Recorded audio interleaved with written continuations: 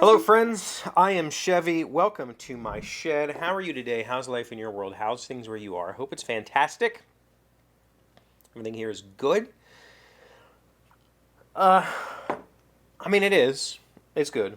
But I've been really feeling super duper anxious and overwhelmed lately. I think I told you this last week. Just generally feeling like things are spiraling a little faster and I'm not able to keep up. But the anxiety is coming from work, and and it's nobody's fault but mine. I think a lot of you know. Well, that's not true, but anyway, I think most of you who watch regularly are aware that I have a software project that I support that is a legacy enterprise level of software that's got, I don't know, a couple dozen instances running with thousands of users, and I was until recently the sole supporter of that project. I now have another developer helping me on the project. He is currently just in charge of cleanup. Um, this code is, I'm gonna guess, probably 250,000 to 500,000 lines of code. That's a guess. I might be undershooting, honestly. It was developed by one man over the 20 years. Well, he had a small team later, but most of it was developed by him. And he didn't use source control for most of that time, and he did everything live on the server. He was just edited live. Like, he used terminal, Hessling editor, and just wrote his code live like that for all those years. And so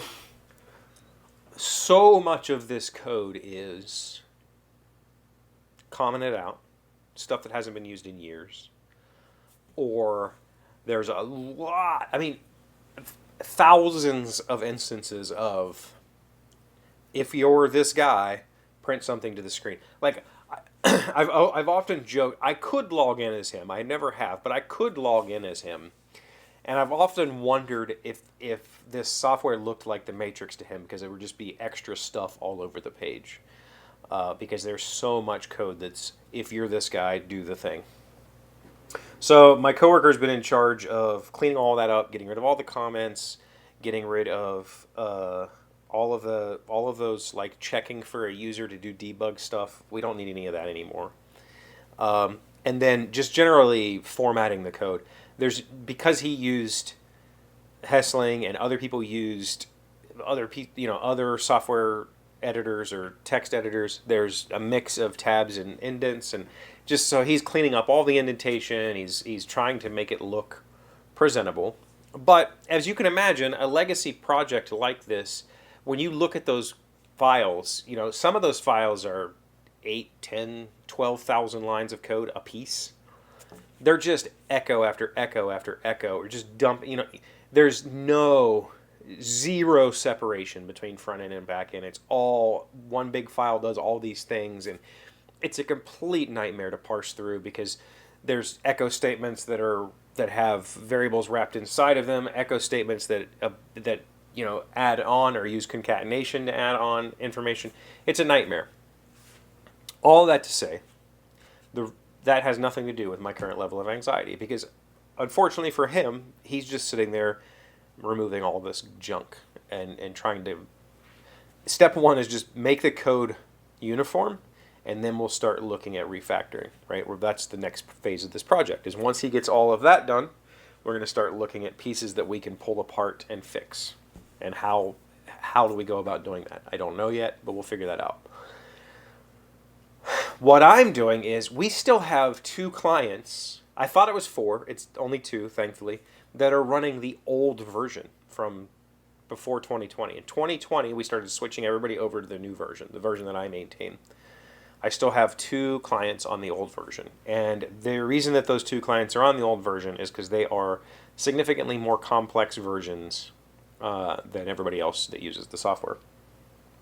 That's the other problem with this software, is that when a person called this former developer and said, hey, can we make it do this? He'd go, yeah, sure. And he would make their version specifically for them do that. So there's all this custom stuff for various people that makes it very difficult for me to uniformly transition everybody. I have this huge document of every time I would transition somebody, if I would find some quirk in their system didn't work quite right, so I had to tweak it to match the current code base. And so I would put that in this document. And so now when I move a client over, I have this whole list of things I have to do. And most of it is just copy paste and it'll run and take care of itself, but some of it is still individualized. These two particular clients have some very big needs, and I've basically been procrastinating for 2 years moving them. Like, I've just been like, I don't know how to tackle these two. I'm very scared of tackling these two. And I just didn't. We had so many other projects going on over the past 2 years. I've been so busy with other stuff that I was just like, you know what? They're not important right now, and I'm going to just wait. Well, I can't wait any longer. It's over. We're done waiting. We're gonna move these two, and we're gonna shut the old server down because it needs to die a death. It needs to just go away. And that's where my anxiety is. I started with the simplest of the two. I think is going to be the simplest of the two. I started that today, actually moving, actually transitioning. Both of these, with all of my other people, with all the other people that I moved, I just moved them and was like, I'll deal with whatever problems they have once they're moved. With these two particular places, I can't do that. I have to move them and test. And then once testing works, I have to remove them because all of their data will be outdated at that point, and I'll have to move all that over. And it's not as simple as grabbing a few tables that have changes, because those tables don't match the current database schema. Like I'll have to drop everything. I'll have to take notes on everything that I did to make it work. Drop all of that, start the whole process over again, and then turn them on. And so it's just going to be a long, tedious process. And for whatever reason, so all this to say, that's where my anxiety came from. Today I have moved over the first parts of the easiest institution, and it's working okay. It's working all right. Like, there's been a couple little hiccups, but nothing major. And I panicked about it for so long. I don't know why. Like, I think it's just going to work. I hope it just works. And the people there are generally pretty okay if it doesn't work. Like, they're not the kind of people that are going to blow up and go crazy at me if something goes wrong. And I'm not going to have to, say a whole bunch of I'm sorries. Hopefully it just works. We'll see. I don't know. But it's been a weird week. It's been a weird week of procrastinating and trying to figure out how best to go about this process, because it's something I haven't done in a while. I haven't moved anybody in a while. I've added new clients, which is similar in what I have to do to set up a new client. But my hope is that someday with this other developer on the project, we can clean it up, we can actually refactor, and we can make some tools to kind of make this stuff automated. But right now it's still a very manual process, and there's not really without me spending the next 6 months trying to make it an automated process, which defeats I could just move them in 2 weeks, and then that's it. There's no more moving, and then it's just setting up new clients. That would be the new automated process. That's something that I might approach in the future. Anyway, just wanted to say I've had this big task looming over my head, and it's really been getting to me, and it's going to go okay. I know it is, but I'm still nervous about it. So, been a little bit off. But I've been reading and playing games with them and hanging out with the kids. They're here an extra week, so it's been good. And we have soccer tonight. Soccer season's back on. So we got lots to do.